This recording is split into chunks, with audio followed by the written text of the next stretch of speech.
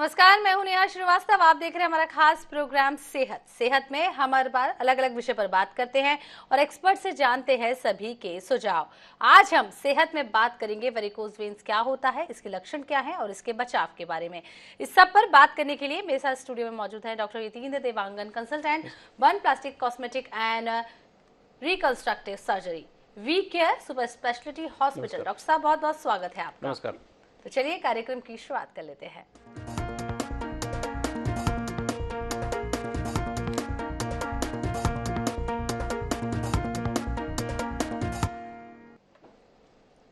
आज हम बात कर रहे हैं वेरिकोज वेन्स की। मैं अपने दर्शकों से कहना चाहूंगी, यदि आपके मन में भी कोई सवाल है इस बीमारी को लेकर तो आप कॉल कर जरूर जान सकते हैं। डॉक्टर साहब, सबसे पहले यही जान लेते हैं कि वेरिकोज वेन्स होता क्या है।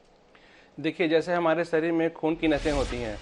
खून की नसें दो प्रकार की होती हैं, एक आर्टरी और एक वेन होता है। आर्टरी मतलब जिसको हम हिंदी भाषा में बोलते हैं धमनी, जो हमारे शरीर में हार्ट से लेके हर अंग में खून पहुंचाती है और स्किन में भी खून पहुंचाती है। वैसी एक नस होती है वेन या शीरा, हिंदी में शीरा बोलते हैं।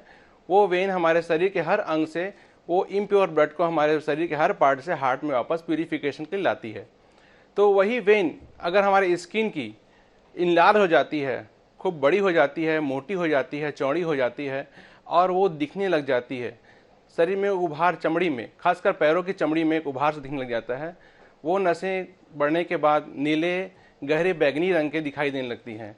तो ऐसे नसों को हम वेरिकोज वेन कहते हैं। जी, जिस तरीके से आपने बताया कि जो नसें होती हैं वो नीले गहरे रंग की दिखाई देने लगती हैं, लक्षण क्या कुछ हैं डॉक्टर साहब इस बीमारी के? ये तो बीमारी खुद अपने आप में वेरिकोज वेन, जैसे बताया मैंने परिभाषा में, इसके डेफिनेशन में, कि लक्षण मुख्यतः पहला लक्षण यही होता है कि हमारे शरीर में, पैरों में, खासकर पिंडलियों में या लेग में या फिर बोलना चाहिए एंकल्स में या फुट में या आप थाई में बोल सकते हैं, तो खासकर हमारे थाइज में, वैसे हमारे शरीर के हर पार्ट में, जैसे इसोफेगस में, गले की जो आहार नली होती है वहाँ पे भी वेरिकोज वेन हो सकता है। वहाँ पे कुछ और बोलते हैं, किसी को पाइल्स होता है वहाँ पे वेरिकोज वेन है, उसके लक्षण अलग होते हैं, वहाँ पाइल्स बोलते हैं। लेकिन जब हमारे पैरों में जब इन्वॉल्व होता है तब हम इसको वेरिकोज वेन बोलते हैं। तो हमारे जो चमड़ी की नसें जब हमारे शरीर में चमड़ी के नीचे, फैट के नीचे जब चौड़ी नहीं होती तो वो दिखाई नहीं देती हैं। जब उसमें हमारे शरीर में जब नस में जब फैलाव होता है, खून की मात्रा बढ़ने लग जाती है, उसमें खून की मात्रा बढ़ने लग जाती है, हमारे जो शरीर में नसों में जो वेन्स होते हैं उसमें जो वॉल्स खराब होने लग जाते हैं, तो वो नसें हमारी फैलने लग जाती हैं। नसें फैलने के कारण और चौड़ी हो जाती हैं, घुमावदार मुड़ने लग जाती हैं और गुच्छेदार दिखने लग जाती हैं और फिर धीरे धीरे वो हमारे शरीर में चमड़ी के बहुत पास आ जाती हैं। और चमड़ी के जितने पास आती जाती हैं वो उसका रंग, फिर हमारे शरीर में जो खून के अंदर का जो रंग होता है लाल ना दिख के, वो गंदे खून इकट्ठे होने के कारण वो नीला और बैगनी कलर का दिखाई देने लगता है। और जब ये नसें फूलने लगती हैं तो लक्षण में जैसे हमारे शरीर में खिंचाव फील होता है, शरीर में मतलब पैरों में, जब हमारे शरीर में जो जगह में फैट है वो जगह हमारी नसें फूल गई हैं। नसें फूल जाने के कारण क्या होता है, हमारे जो स्किन है वहाँ की खिंचावट फील होती है। इस कारण क्या होता है कि हमारे पैरों में दर्द, पिंडलियों में दर्द होता है, लेग में दर्द होता है, फुट में दर्द होता है और थाई में भी दर्द होता है। ये दर्द खासकर जब हम ज़्यादा चलने लगते हैं, खूब देर तक खड़े खड़े काम कर लिए, तो हमारी नसें वापस नहीं लौट पाती हार्ट में। तो उसके कारण क्या है, ये खून की नसों में जो खून का जमाव ज़्यादा होने लगता है, तो ये होता है, तब दर्द ज़्यादा होता है। तो खासकर ये कब होता है, शाम के समय, जब हम दिन भर काम कर लिए, हम लेटे नहीं, बीच में रेस्ट नहीं लिए, बिल्कुल दिन भर खड़े खड़े काम किए, तो उस कंडीशन में हमारे पैरों की नसें फूल जाती हैं और पैरों में दर्द होने लगता है। दूसरा लक्षण दर्द हो गया। तीसरा लक्षण ये हो गया कि अगर खून की नसों में दबाव ज़्यादा रहेगा, खून नसें फूल जाएंगी, तो हमारे खून की नसों से ब्लड फ्लूइड, फाइब्रोनोजिन वगैरह जो हमारे ब्लड के कंटेंट होते हैं हमारे शरीर के वेसल से बाहर निकलते हैं, वेन से बाहर निकलते हैं और वो पानी जब जमा हो जाता है तो हमारे पैरों में इडीमा भी होता है, पैरों में इडीमा होता है। और वेरिकोज वेन ज़्यादा होने से फिर हमारी एक कंडीशन और होती है, वेरिकोज वेन में लक्षण होता है स्पाइडर वेन्स बनते हैं, स्पाइडर वेन्स बनते हैं, रेटिकुलर वेन्स बनते हैं, टेलेंजेक्टेशिया एक वर्ड्स है, मतलब डायमेंशन होते हैं वेन्स के, वो डायमेंशन के हिसाब से हम उनको अलग अलग नाम देते हैं। तो जैसे स्पाइडर वेन्स बन गए तो फिर वहाँ पे हमारे आसपास पैरों में खुजली होने लगती है। तो ये 4-5 लक्षण होते हैं। जी, इस तरीके से आपने लक्षण बताए। हर बीमारी का कुछ ना कुछ कारण जरूर होता है डॉक्टर साहब, इस बीमारी का कारण क्या है? कारण जैसे क्या होता है, जैसे प्रेजेंट करते हैं कैसे कि जैसे किसी किसी में जन्मजात बीमारी हो सकती है, जैसे वेल्वुलर प्रॉब्लम, हमारे नसों में क्या होता है कि वॉल्व होते हैं। जैसे हम खड़े हैं, हमारे शरीर के बॉडी में जो पैर है सबसे दूरस्थ ऑर्गन है हमारे बॉडी में, जिसको हार्ट को ब्लड सप्लाई करने में बहुत ज़्यादा मेहनत करनी पड़ती है। लेकिन सप्लाई में उतनी मेहनत करनी नहीं पड़ती, क्योंकि हमारे शरीर का जो ब्लड है वो हार्ट में ग्रेविटी के थ्रू तो पहुंच जा रहा है खून, लेकिन पैर से ब्लड जाने के लिए आपको पैर के वॉल्स को पैर के वेन्स को बहुत मेहनत करनी पड़ती है हार्ट तक पहुंचाने के लिए।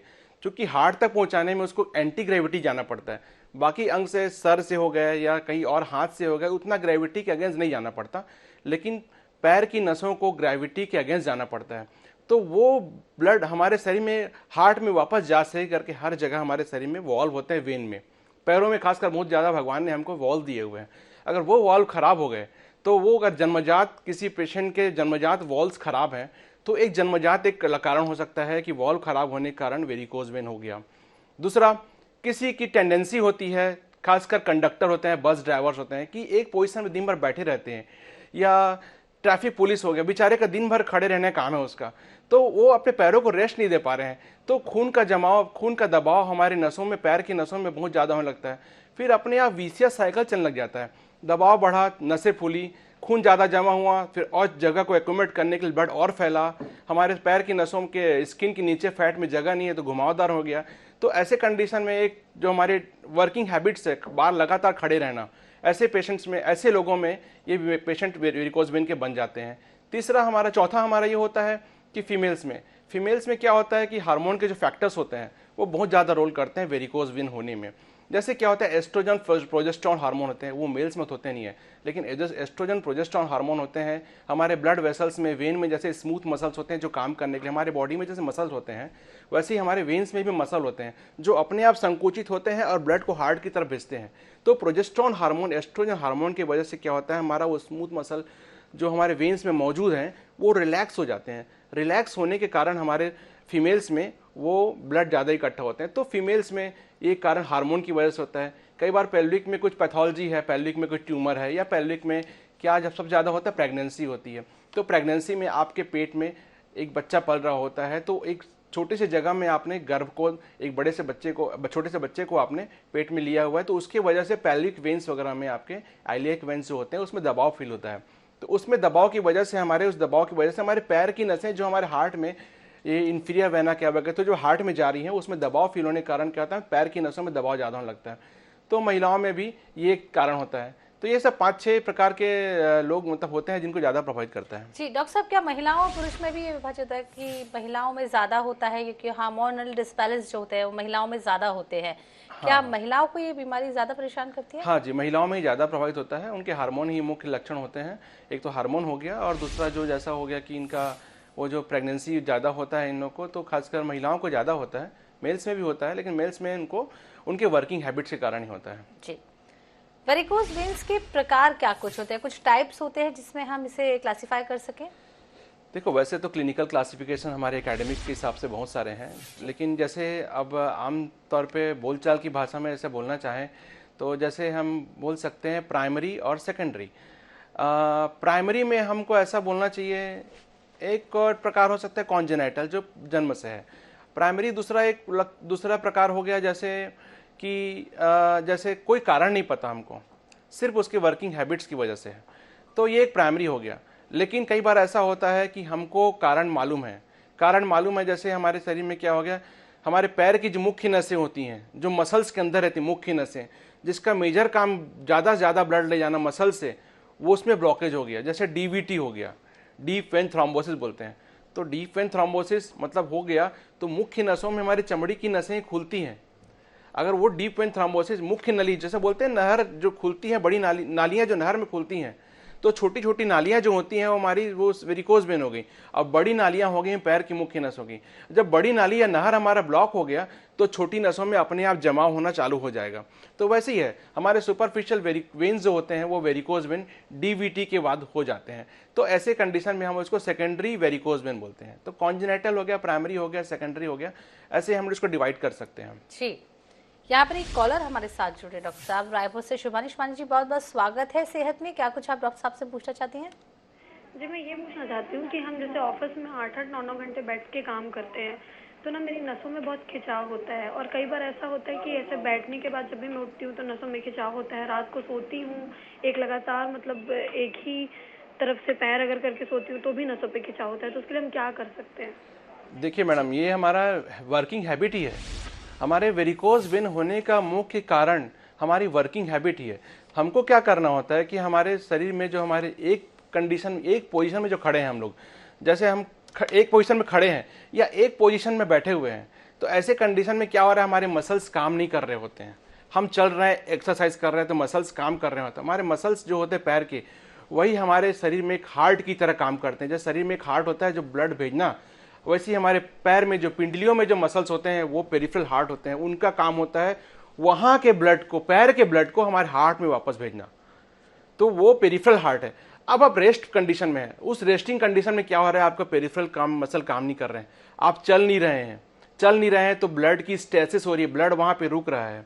तो ब्लड में रुकने के कारण क्या हो जा रहा है, वहां पे वेरिकोज वेन होता है। अब वेरिकोज वेन हुआ by the way, clinical stage से पहले प्री क्लिनिकल स्टेज में आपको पेन हो रहा है, अपने आप में वेरिकोज वेन के सिम्टम होते हैं। तो आपको क्या करना है, कंडीशन को आगे बढ़ने से रोकने के लिए आपको उसको इनिशियल स्टेज में ही चेक करना है और प्रोग्रेशन को रोकना है। तो क्या करना है, आपको चलना है, बीच में खड़े हैं चलते भी रहिए, आप एक्सरसाइज करते रहिए। एक पोजीशन में बैठे हैं तो आपको एक कंटिन्यूअसली एक पोजीशन में बैठने का कंडीशन को अवॉइड करना है। बैठ के थोड़ा उठ के चल लीजिए, मतलब आपको एक पोजीशन अवॉइड करना है आपको। तभी आप पैर को रिलैक्स करेंगे, पैर की मसल्स काम कराएंगे, पैर की मसल्स काम करेंगे तभी ब्लड आपको हार्ट में लौटेगा, पैर की नसों में खिंचावट नहीं आएगी, उसकी वजह से आपको पैरों में दर्द नहीं होगा। जी डॉक्टर साहब, जिस तरीके से आपने पूरा जवाब बताया, बेहद संतुष्ट हुई होंगी सुहानी। यहाँ पर बात करते हैं वेरिकोज वेन्स में क्या कुछ खाना चाहिए या क्या नहीं खाना चाहिए, क्या कुछ खाने से भी इसके साइड इफेक्ट होते हैं? जैसे वेरिकोज वेन में क्या होता है कि होने के मुख्य कारण क्या होता है, वेनस हाइपरटेंशन होता है, दबाव, खून की नसों में दबाव। टेंशन मतलब दबाव, हाइपरटेंशन ज्यादा दबाव, वेनस मतलब वेन में दबाव। हम जो बीपी बोलते हैं आर्टेरियल हाइपरटेंशन होता है, बीपी में आर्टेरियल हाइपरटेंशन होता है, वैसे वेन में भी वेनस हाइपरटेंशन होता है। तो वेनस हाइपरटेंशन कम करने के लिए जैसे हम बीपी की दवाइयों में हम खाते हैं कि डॉक्टर बोलता है कि आपको ज़्यादा नमक नहीं खाना चाहिए करके, तो आपको वो ज़्यादा नमक नहीं खाना चाहिए, क्योंकि वेनस हाइपरटेंशन भी जैसे आर्टेरियल हाइपरटेंशन में बीपी बढ़ता है, वैसे ही वेनस हाइपरटेंशन में ज़्यादा नमक खाने से बीपी बढ़ सकता है। इसलिए हम प्रिकॉशन के तौर पे हम नमक नहीं खाना चाहिए। दूसरा, खासकर जो मोटे लोग होते हैं जिनका वजन बहुत ज़्यादा हो जाता है, ज़्यादा वजन बढ़ गया आपका शरीर में, वजन बढ़ गया तो आपकी एक्टिविटी कम हो गई, तो आपको ज़्यादा वजन बढ़ाने वाली चीज़ें, जो ज़्यादा फैटी चीज़ें आपको नहीं खानी चाहिए। आपको वेट कम करने की एक्सरसाइज करनी चाहिए। तो ये दो चीज़ें ऐसी होती हैं जिनको आप बिल्कुल ही अवॉइड करना है आपको। खाने के मामले में जैसे हमारे स्मूथ मसल्स को एक्टिव करने हैं, आपको स्मूथ मसल्स वेन्स को एक्टिव करने हैं, तो जैसे आपको एक्टिव करने के लिए आपको ज़्यादा से ज़्यादा विटामिन सी लेनी चाहिए, जो विटामिन सी के फ्रूट्स जो आते हैं आपको मालूम है। तीसरा, जैसे ओमेगा 3 फैटी एसिड्स वगैरह होते हैं, जो एसेंशियल एसिड्स होते हैं हमारे शरीर में, जो रिक्वायरमेंट होती है हमारे हर ऑर्गन को फंक्शन काम करने के लिए। जैसे आपको अच्छे नट्स खाने चाहिए आपको, या आपको ड्राई फ्रूट्स खाने चाहिए, या आपको फिर जैसे बोलना चाहिए अंडे या मछली खाने चाहिए। तो ये सब चीज़ें आपके आहार में समावेश करेंगे तो ये अच्छा रहेगा। जी डॉक्टर साहब, यहाँ पर एक और कॉलर हमारे साथ जुड़े खुशी भिलाई से। खुशी जी, बहुत बहुत स्वागत है आईएनएस सेहत में। क्या कुछ आप डॉक्टर साहब से पूछना चाहती हैं? एक्चुअली मेरा क्वेश्चन मेरी मम्मी के लिए था। मम्मी के 2-3 साल से ना लेफ्ट साइड के पैर में उनके बहुत दर्द था, रात में तो बहुत ज़्यादा ही, सब दिन भर काम करने के बाद।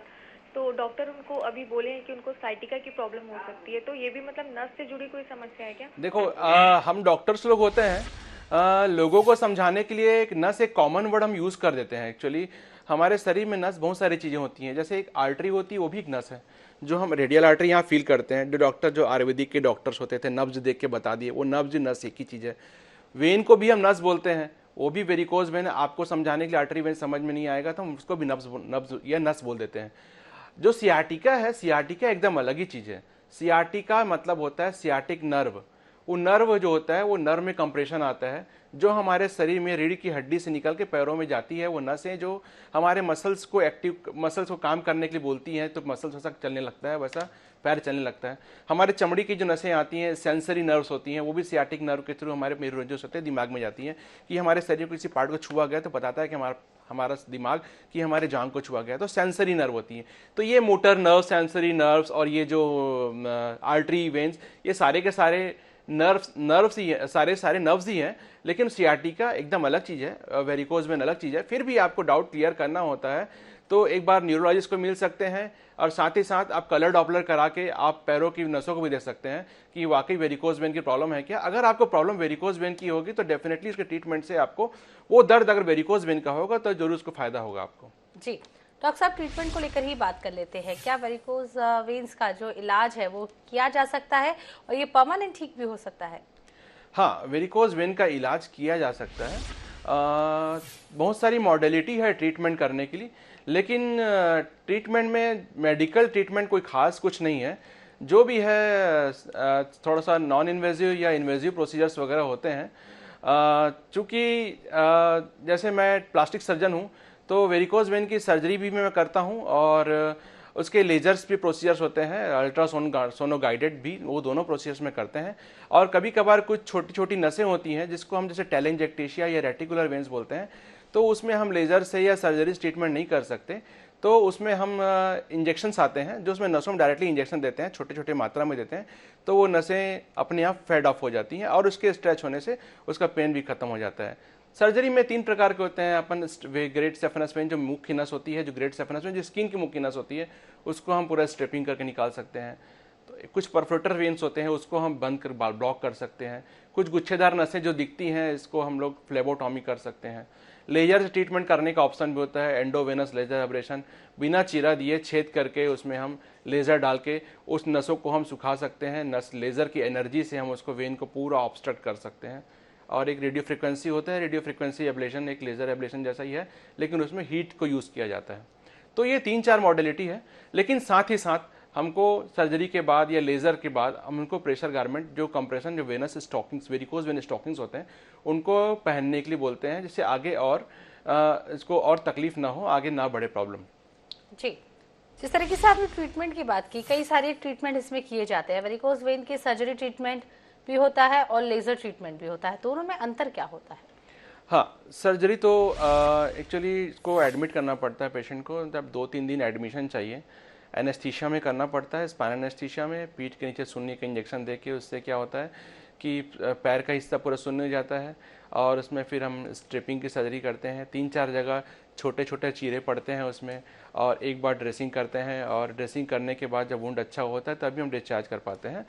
लेज़र में हम लोग ऐसा करते हैं कि लेज़र में हमको एडमिट भी ना करें तो भी हो सकता है, सेम डे डिस्चार्ज कर सकते हैं लोकल एनेस्थीसिया में। लेकिन पेशेंट बोले कि नहीं, मुझे सर बिल्कुल पेन नहीं होना चाहिए, बिल्कुल मुझे पता नहीं चलना चाहिए, तो उनका एनेस्थीसिया दे के 1 डे रोक के भी काम कर सकते हैं और नेक्स्ट डे डिस्चार्ज करते हैं। लेज़र में बड़ा कोई चीरा लगता नहीं है, और अगले दिन या सेम डे डिस्चार्ज कर सकते हैं। जी, डिस्चार्ज आप अगले दिन और सेम डे कर देते हैं। लेजर ट्रीटमेंट में क्या कुछ प्रिकॉशन लेना चाहिए? सभी तरीके के ट्रीटमेंट्स में क्या अलग अलग प्रिकॉशन है?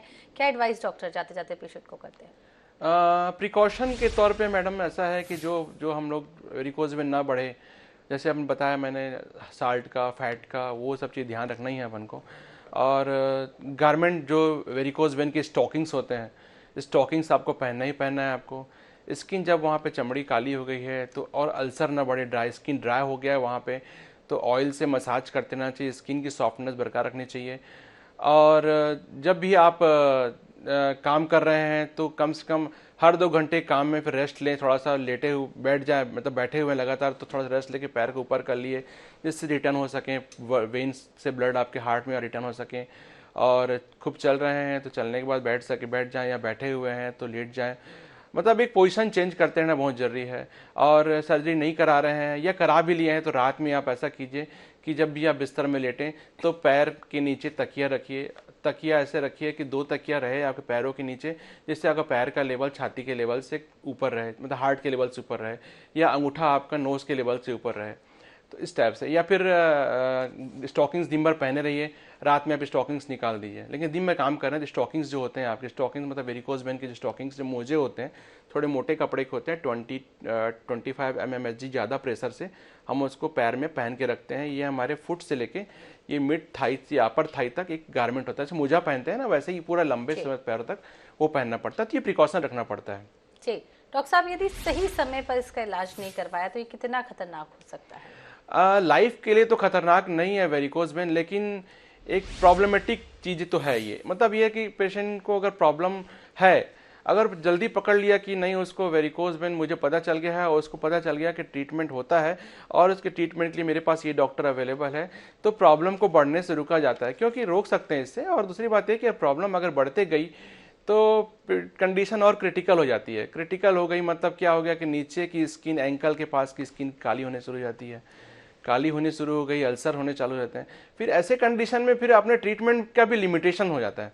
तो अर्ली स्टेज में हम इंटरवेंशन करें तो उसका जरूर जल्दी फायदा मिलता है और प्रॉब्लम प्रोग्रेस होने से बच जाता है। जी डॉक्टर साहब, कॉस्ट की बात कर रहे थे क्योंकि ट्रीटमेंट अलग अलग है, किस तरीके का कॉस्ट इस इलाज में आता है? लेज़र की जो कि खुद ऑप्टिकल फाइबर होते हैं, डिस्पोजेबल्स होते हैं, वो उसकी कॉस्टिंग तो रहती है मतलब 40,000 के आसपास, 50,000 के आसपास लेज़र की मशीन की 50,000 मशीन की कॉस्टिंग आती है। और सर्जरी की बात बोलें तो सर्जरी हम लोग स्मार्ट कार्ड में भी कर सकते हैं, लेकिन सर्जरी में भी यही होता है कि आपको फिर चीरा पड़ता है, उसमें घाव बनता है, फिर उसके घाव की ड्रेसिंग करनी पड़ती है, 10 दिन में टाँके करवाने पड़ते हैं। तो कहीं कुछ घाव हुआ तो फिर इसका अलग ही फिर ड्रेसिंग करते रहिए। और लेज़र में फिर फ़ायदा ही है, मतलब लेज़र की कॉस्टिंग सर्जरी से थोड़ी ज़्यादा ही रहती है, डबल सर्जिकल चार्ज आते हैं, लेकिन ये है कि डबल ट्रिपल भी आ जाता है। लेकिन ये होता है कि मतलब उसमें बेनिफिट भी हैं लेज़र के। जी डॉक्टर साहब, जिस तरीके से आपने सारी बातें बताई, एक फाइनल कमेंट आपसे जानना चाहेंगे, फाइनल एडवाइस जो आप हमारे दर्शकों को करना चाहें। एडवाइस हम यही देंगे कि किसी भी पेन को पैर के जो होते हैं आप मतलब इसको नज़रअंदाज ना करें, और मतलब किसी भी डॉक्टर के नियर बाय डॉक्टर को दिखा लें और उसके प्रिस्क्रिप्शन से आप डॉक्टर को खुद ही बोल दें कि सर मुझे वैसे लगता है कि वेरिकोज वेन हो सकता है क्या। उसके लिए आप मुझे कलर डॉपलर करा के एडवाइस कर सकते हैं और मुझे सही डॉक्टर की सलाह दे सकते हैं, जिससे हम मेरा ट्रीटमेंट हो सके और मेरी प्रॉब्लम की अर्ली स्टेज में पहचान हो सके। इतना ही अपन सलाह दे सकते हैं। जी डॉक्टर साहब, बहुत बहुत शुक्रिया, आप हमारे साथ आए और हमारे दर्शकों को ढेर सारी जानकारी दी। यदि आपको भी इस तरीके की कोई समस्या है तो एक बार डॉक्टर यतीन्द्र देवांगन से जरूर संपर्क कर सकते हैं। फिलहाल इस बुलेटिन में इतना ही। आप सब अपना ढेर सारा ध्यान रखिए, क्योंकि आप स्वस्थ रहेंगे तभी तो आपका परिवार भी स्वस्थ रहेगा। नमस्कार।